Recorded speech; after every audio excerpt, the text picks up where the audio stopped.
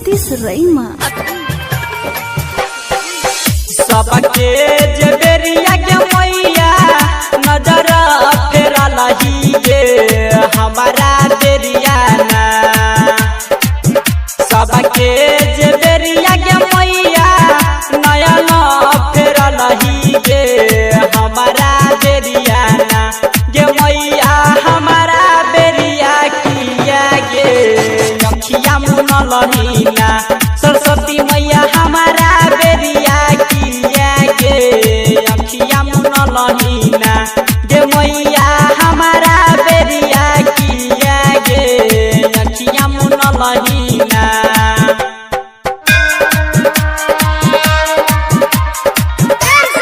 सरस्वती मैया की music director Sumit Satish रईमा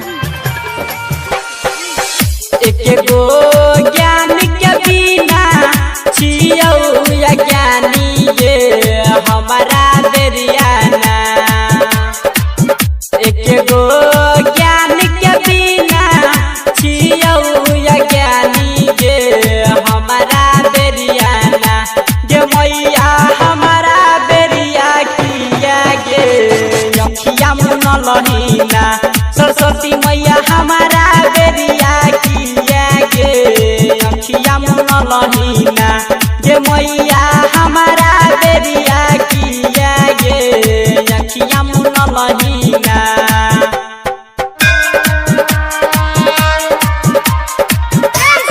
Saraswati मैया की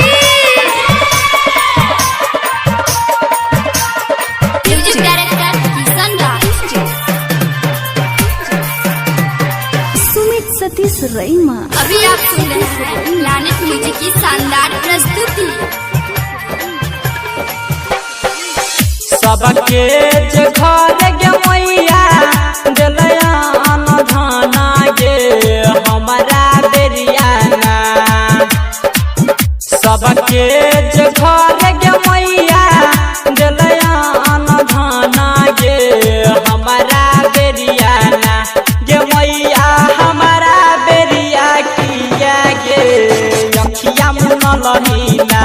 सरस्वती मैया हमारा बेरिया किया गे अखिया मुन लही ना। गे मैया हमारा बेरिया किया गे अखिया मुन लही ना। म्यूजिक की प्रस्तुति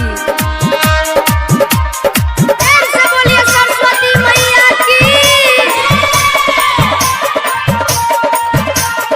म्यूजिक डायरेक्टर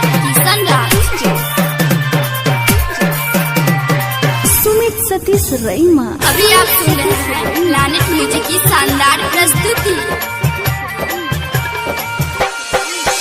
कहई छौराइटर सोना किया मुँह मोरा लही गे हमारा बेरिया ना।